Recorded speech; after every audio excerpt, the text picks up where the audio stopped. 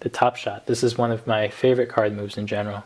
It's credited to a great magician named Leonard Green. I'm sure a lot of you have heard of him before. If you haven't, I'll put a link in the description box below to one of his performances, and you'll see just how creative and how unique this guy really is. And he's got a great sense of humor too. But the Top Shot, this is a flourish. It's a great way to demonstrate skill with a pack of cards. It's also a production. It's a really good way to find a chosen card. There's a lot of uses for it. You can think of your own. Let's talk about how to do it.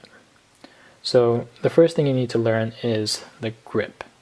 Okay, so normally when you hold a pack of cards, you hold it like this in a mechanics grip. To do the Top Shot, you need to change it to a grip like this. Alright, so it's a very subtle, but it's an important change. So you're going from here to here, here to here. Alright, so let's talk about a few of those key differences. Normally, the pack is laying flat on your palm. Well, in the Top Shot grip, you need to change it so that the left edge of the cards is resting more so on the base of your thumb, kind of like this. And you'll notice that when you do that, you now have some space underneath the pack. Okay, second difference. Normally your thumb is laying across the top of the cards like this. Well, now you need to change it so that the thumb is riding across the left edge of the cards, and then the very tip of your thumb, just a little bit of your thumb, is contacting the top card of the deck. So it's barely hanging onto that top card right at the corner. Alright, and the third key difference is in your first finger. So the first finger normally wraps around the front edge of the cards like this. Well, now in the Top Shot, you're going to move your first finger to the right edge of the cards. Alright, so this is what your final grip should look like. And eventually you'll want to be able to get into that grip with just one hand. You'll want to be able to switch back and forth between these two grips whenever you want. For now, if you're just starting, just grab the deck with your opposite hand and manually put it in that, and that'll make it easier on you. Okay, so let's talk about the actual shooting now. I should mention that this is definitely an advanced move. It's going to take hours and hours of practice to be able to do it consistently and to be able to do it well. But I think it's definitely worth it. It's such a cool move, and it's a lot of fun to do as well. So here's what's happening. The first thing you're going to do is pull down a little bit with your thumb, and then you're going to pull down with your pinky. And this creates tension in the cards. It causes them to flex just a little bit. It's barely noticeable. And then what's happening is, with my pinky, I'm flicking downwards. I'm contacting this top card, and I'm flicking downwards. And what that does is it causes this top card to escape the grip from the left thumb. And once it escapes the thumb, the card is going to flip over. It's going to rotate 180 degrees, and then it's going to land in my awaiting hand. Okay, so this next shot I'll do in slow motion so you can see exactly what's happening.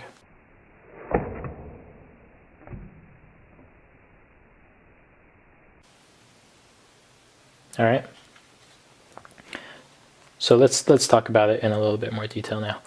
A really important thing is you really need to have good contact between your pinky and the top card of the deck. So if your pinky is extremely dry, this is going to be difficult to do. If that is the case, you might want to lick your pinky a little bit, or maybe put some lotion on it. You just need a little bit of moisture. You need some friction between your pinky and the top card. Okay, and that will help you flick this card out. So when you're first starting to practice, don't worry about catching the card. That'll come later. Just practice pulling the top card so that it escapes the grip from your thumb. So it's almost like a Cardini change at this point. Alright, but then you need to practice flicking it and then moving your fingers out of the way so that the card continues and flies outwards. Okay, so just practice this slowly at first. Don't worry about speed, don't worry about accuracy or anything like that. Just one at a time, practice shooting the cards. And when you're first starting out, you might have to readjust the grip after each shot. You should expect that. Just practice doing this. And you'll notice how it becomes more and more difficult with the less cards you have. So every now and then you're going to want to collect the cards and start with a full deck again. But that's my advice on the Top Shot. You know, keep practicing. You're probably gonna experience a bit of stress in maybe your wrist and your fingers. It might get sore for a day or two, but that soreness, that discomfort will go away, I promise. So good luck with that. Practice a lot. And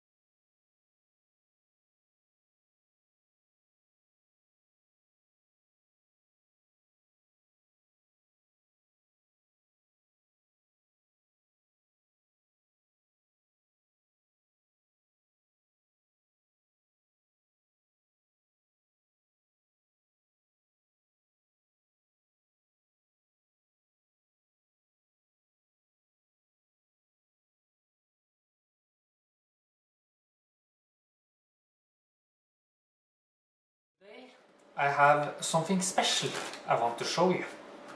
And the reason this card trick this is special is because when I first started to do magic, this was kind of the stuff I used to do. And it's a typical trick where you can take the deck and cut it wherever you want. And then you can select any card. So let's say you take this card here. And you have to remember that card because that's the card we are going to use. So we just leave that card right where we found it, like this, and we just push it in like that. So I just want to say that I'm not really thinking of your card as a card that I'm going to try to find. I'm more thinking of your card as a card that I'm going to use for magic. However, I will give the cards some shuffles just to make it harder to find the cards. And I will actually take... I want to make really chaos, so I shuffle a lot, and I'm also going to take some of the cards face up and the rest of the cards face down and shuffle them together like this. Because when some cards are shuffled face up and face down into each other, the deck will be really chaotic, and it can't be more chaotic than this, than some cards are face up and some cards. You can see here we have a face up card, and here we have face down cards, and here you can see that the cards faces, the backs are meeting each other in the back there. So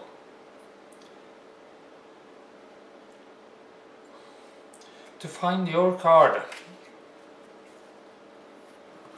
I will have to have a little more order within the deck. So what I do to find your card, I use magic if I take my hand over the deck like this and just cast the spell, what that do is that now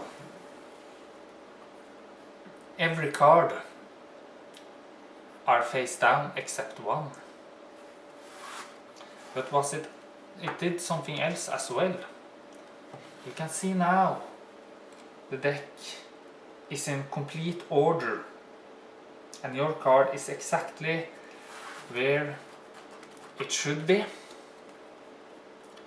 between 8 and the 10, because your card is the 9 of diamond. And if you like this card trick, then I suggest that you can click the subscribe button, yes, and